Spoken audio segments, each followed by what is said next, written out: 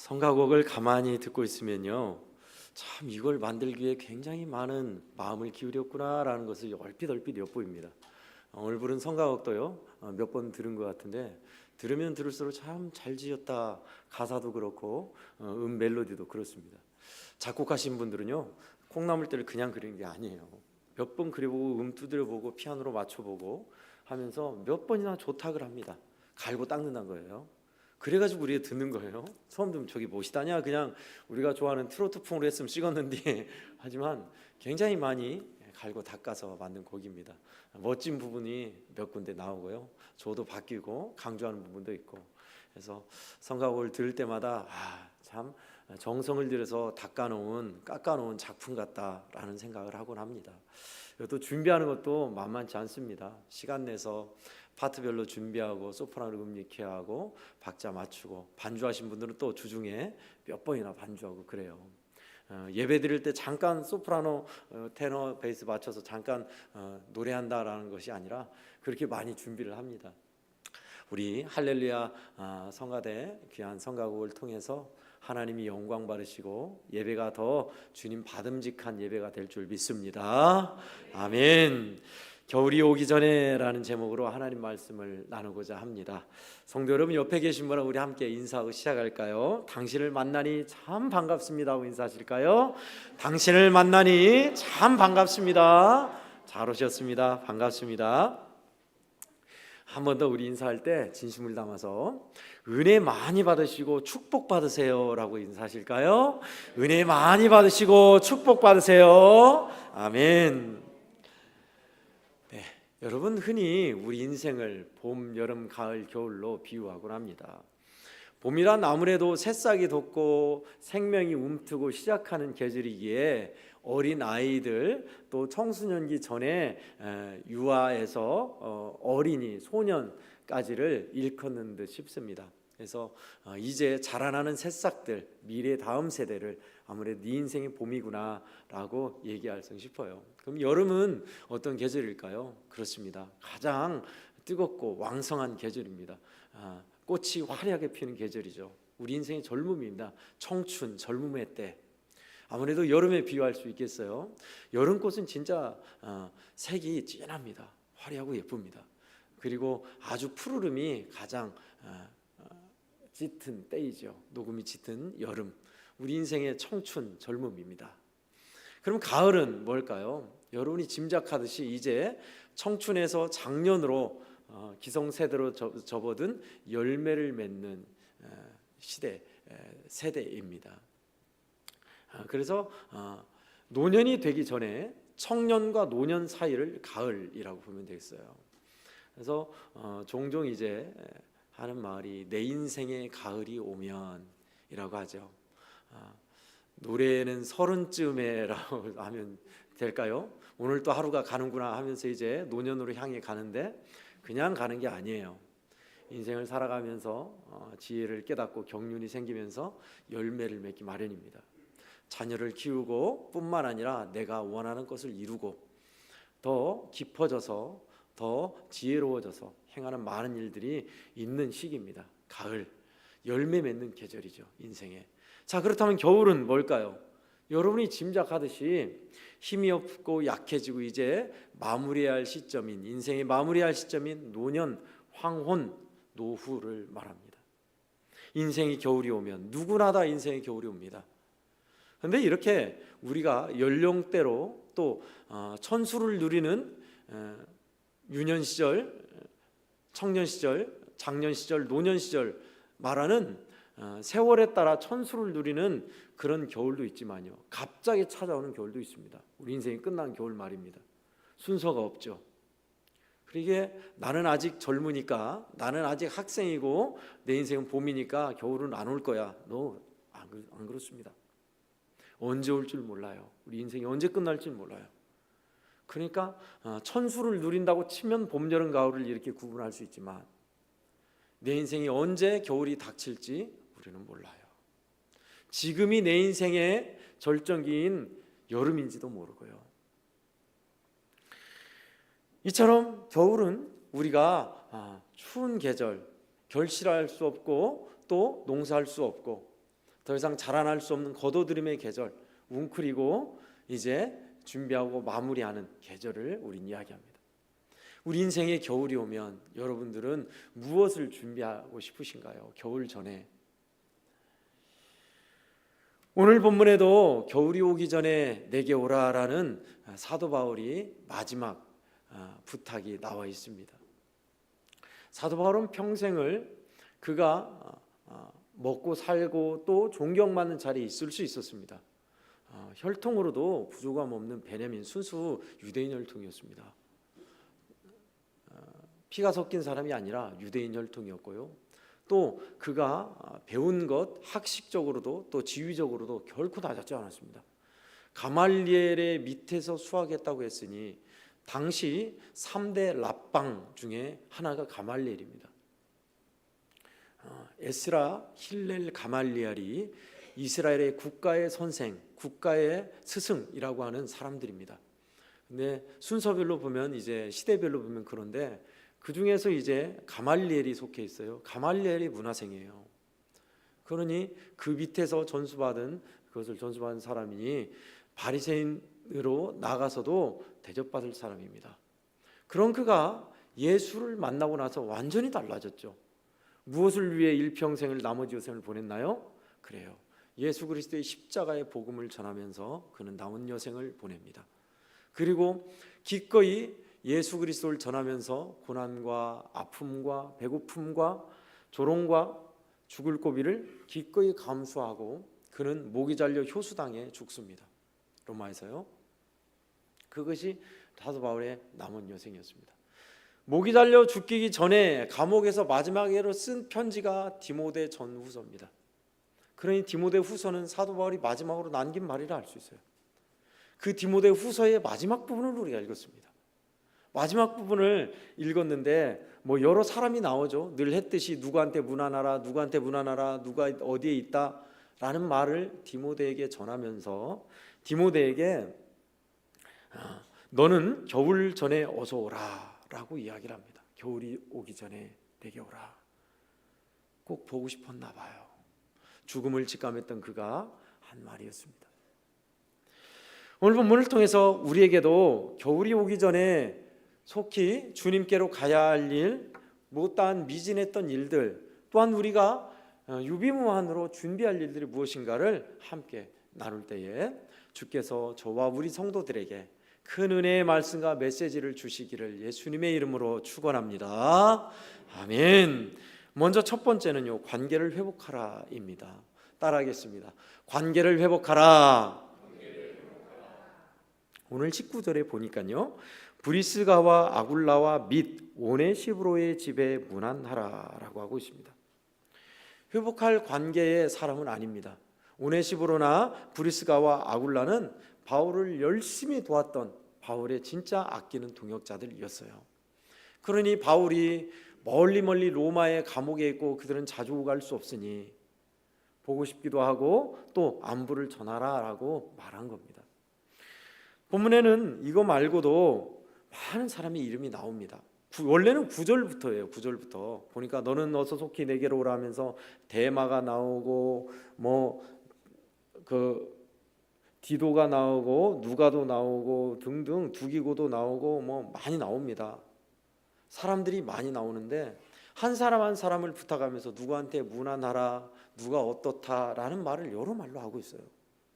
그 중에서 사도 바울에게 있어서 여러 관계가 있지만 눈물로 맺어진 관계뿐만 아니라 도운 나를 잊을 수 없게 도와준 관계, 실망을 준 이 복수나 원망이 아닌 이들의 일 언급하면서 사도 바울이 한 말은요, 이들에게 사도 바울이 한 말은 그거였습니다. 16절에 나와 있는데 16절에 보니까 내가 처음 변명할 때에 나와 함께한 자가 하나도 없고 다 나를 버렸으나 그들에게 허물을 돌리지 않기를 원하노라 하고 있습니다.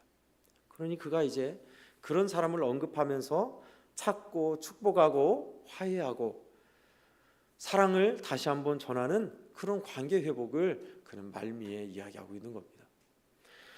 본문에 많은 사람이 나와요. 몇몇만 예를 들면요. 먼저 첫 번째는 9절에 데마가 나옵니다. 데마가 누구입니까? 데마는 이 세상을 사랑하여 나를 버리고 데살로니가로 갔다라고 하고 있습니다.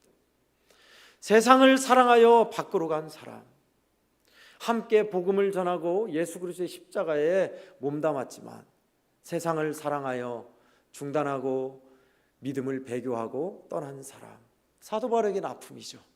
그렇죠. 좋은 관계가 아니라 슬픔, 아픔으로 남아있는 사람이에요.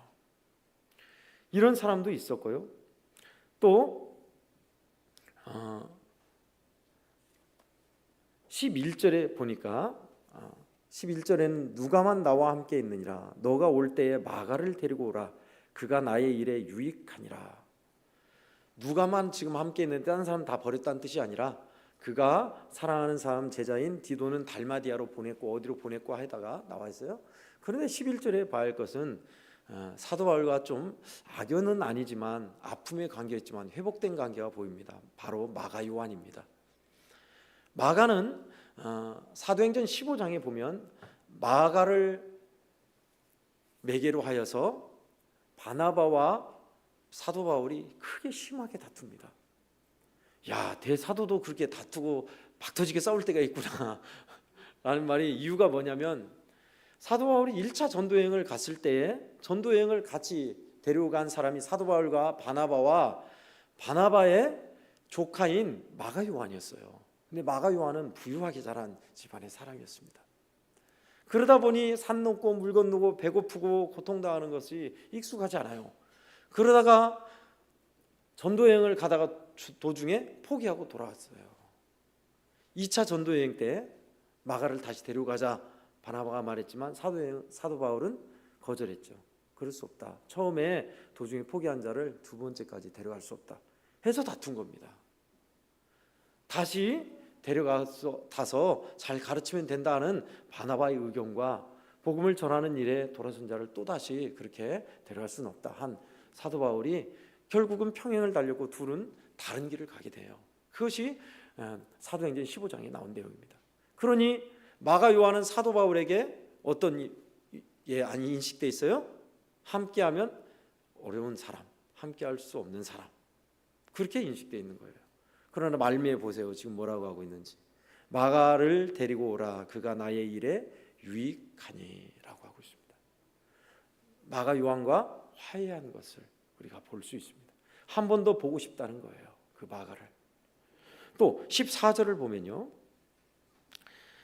그런 사람만 있는 게 아니라 구리세공업자 알렉산더가 내게 해를 많이 입혔음에 주께서 그 행한 대로 그에게 갚으시리니 너도 그를 주의하라.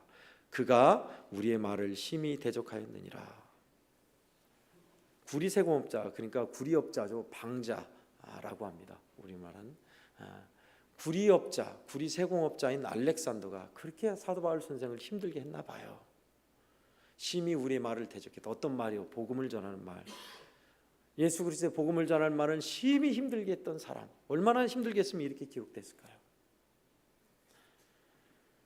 그러면서 디모데에게 너도 주의하고 조심해야 한다라고 당부하고 있는 내용입니다. 그러니 눈물의 관계, 아픔의 관계, 나를 도운 사람, 눈물로서 잊을 수 없는 사람들 등등이 많이 이곳에 나와 있어요. 우리는요, 우리의 관계가 서운해진 관계 그대로 두면 세월이 약이다, 그대로 지나면 되겠지. 아니요, 그렇지 않습니다. 우리 인생에 겨울이 오면 회복할 수 없어요. 어느 목사님 이야기를 짤막하게 읽었습니다. 목사님 목회를 하다가 그 장로님과 언쟁이 벌어졌대요. 뭐 논쟁이 있을 수도 있습니다. 의견과 생각이 다를 수 있으니까요. 근데 기분이 상한 채로 그렇게 지내다가 세월이 지나면 되겠거니 하고 서먹서거한 마음의 관계를 놔두고 살았대요. 물론 장로님도 그러셨겠죠. 그런데 그 장로님 건강이 갑자기 안 좋아지셔서 심장마비로 세상을 떠나셨습니다. 그 후에 목사님이 깨달은 것이 그거예요. 우리에게 시간이 영원하지 않구나.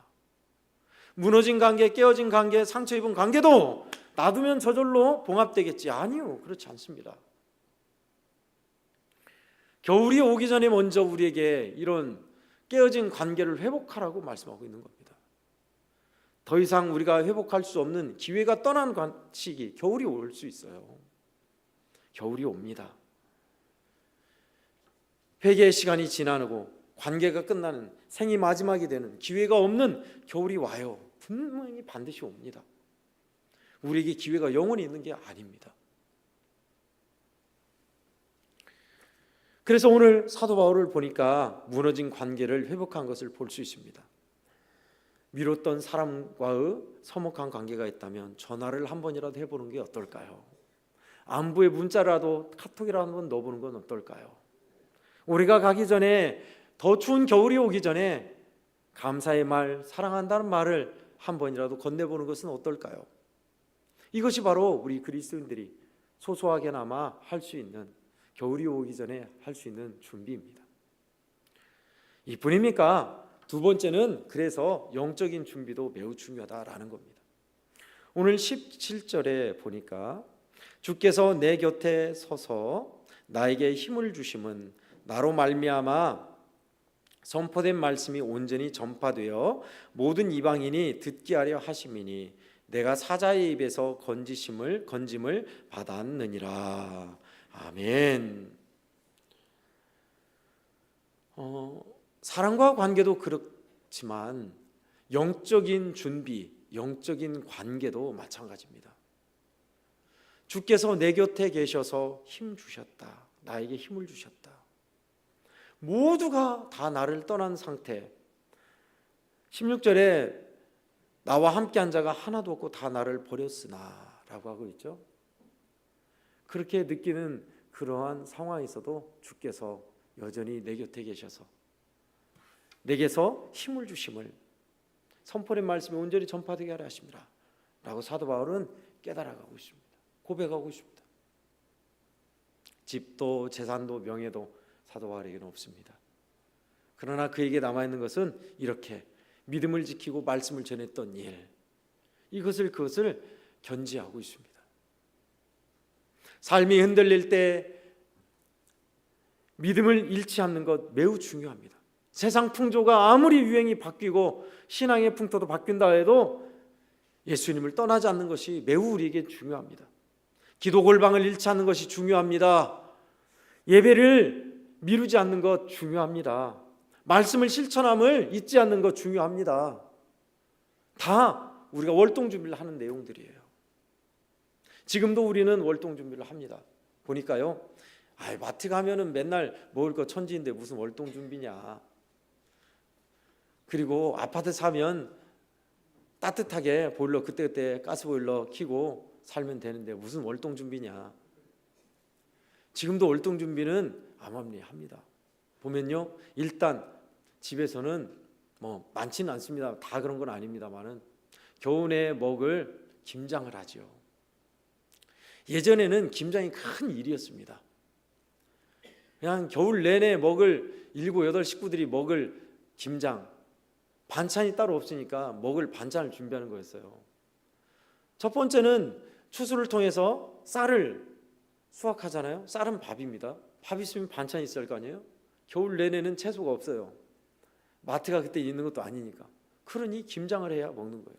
김치찌개도 해먹고 부침개도 해먹고 국도 끓이고 그냥 생선에 또 지져 먹기도 하고 여러 가지로 김장을 통해서, 김치를 통해서 반찬을 만들어 먹었습니다. 그게 월동 준비였어요. 큰 일이었습니다.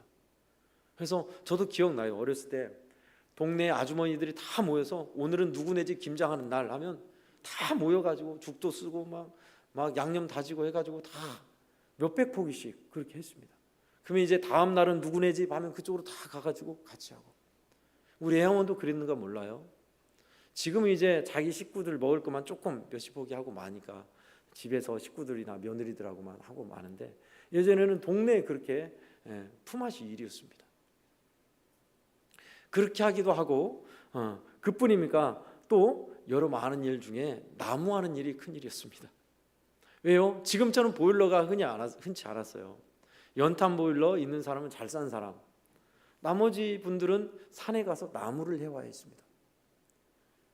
이제 먹는 것, 입는 것은 됐는데 따뜻하게 방이 준비돼야 할 거 아닙니까? 그래서 나무를 준비하는 것이 추수 후에는 나무하는 게 일이었어요. 나무하러 산으로 가서 크게 나무에 장가지를 묶어가지고 막 집채만에 묶어가지고 이고 오고 지게로 지고 오고, 그래가지고 길가에 밭처럼 리아카에 막 산더미처럼 쌓아가지고 밧줄로 막 묶어가지고 밀고 갔던. 여기서는 좀 갈퀴로 이제 소나무 그 이파리를 이렇게 모아서 하셨는가 모르겠는데, 저는 잔가지 막 하고 쓰러진 나무 막 대가지고 했던 기억이 나요. 하는 일이 그거였어요. 왜요? 겨울 내내 땔감을 떼하니까. 그래도 장작이 쌓여있는 집은 부자입니다. 장작 없는 집은 잔솔가지를 그렇게 막 해가지고 쌓아놔야 돼요. 그래야 밥에 먹을 때 불도 떼고 아랫목도 따뜻하게 데피죠. 또 하나는 이제 집도 단도리를 합니다. 창가에 있는 쪽에 구멍을 흙으로 메우고 쥐구멍도 흙으로 메우고, 또 바람 들어오는 것은 비닐으로 이렇게 해가지고 못도 박아놓고 해가지고 방을 따뜻하게. 이게 월동 준비예요. 월동 준비. 겨울을 나기 위해서. 동물들도 그렇지만요, 사람들도 똑같습니다. 동물들도 월동 준비하기 위해서 가을에 많이 먹어서 지방을 비축해 놔서 겨울잠을 자는 겁니다. 도토리 같은 것을 많이 여기저기 묻어놔서 파먹으려고 다람쥐는 겨울을 준비하는 겁니다. 우리하고 똑같아요. 우리 인간도. 여러분, 우리의 믿음 생활도 마찬가지입니다. 은혜 없이 그저 세월이 가는 대로 놔둬선 안 돼요. 추운 겨울이 옵니다. 늦습니다. 그때는 준비가 늦어요. 믿음을 잃지 않기 위해서 하나님께서 허락하신 일들을 미루지 아니하고 행하는 사람들. 18절에 보니까 주께서 나를 모든 악한 일에서 건져내시고 또 그의 천국에 들어가도록 구원하시리니 그에게 영광이 세세무궁토록 있을지어다. 아멘. 악한 일에서 건져내시고 천국 가는 그날까지 구원하시고 지키시는, 완성하시는 주님이 그렇게 지켜주시리라. 그러니 그 주님의 도우심을 입고 살라라는 겁니다. 영적인 월동 준비 잘하고 계십니까? 지난주에는 아내의 성화에 못 이겨 사택에 있는 텃밭에 조그마한 비닐하우스를 만들었습니다.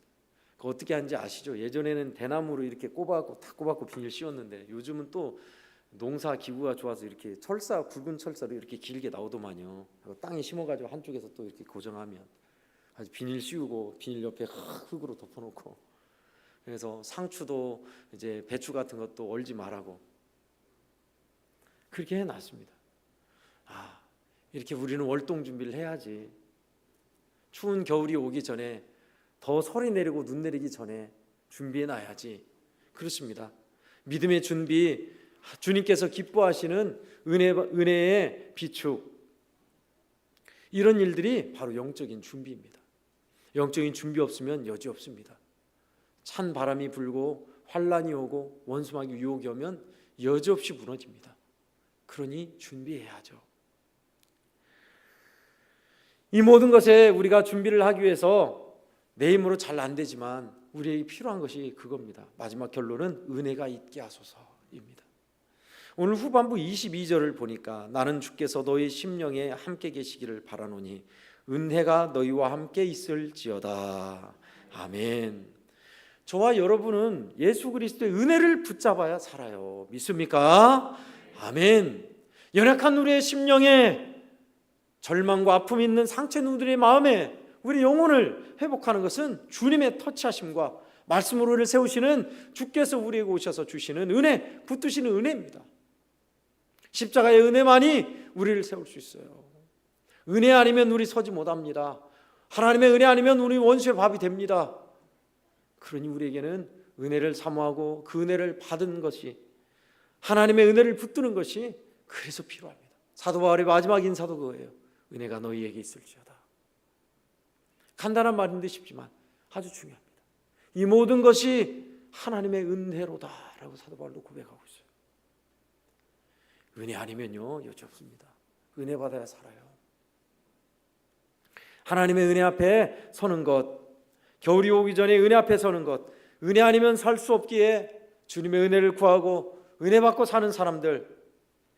그래서 하나님의 은혜로 말미암아 관계가 회복되어 사람을 사랑하는 사람들, 하나님의 은혜로 말미암아 주신 힘으로 믿음을 지키고 말씀을 전파하는 사람들 뿐만 아니라 은혜에 거하며 붙들며 그 안에 사는 사람들, 이것이 겨울을 준비하는 우리의 모습이겠습니다. 기회가 영원히 있지 않더라고요. 보니까 성도 여러분, 더 추운 겨울이 오기 전에 우리는 이렇게 준비되었으면 좋겠습니다.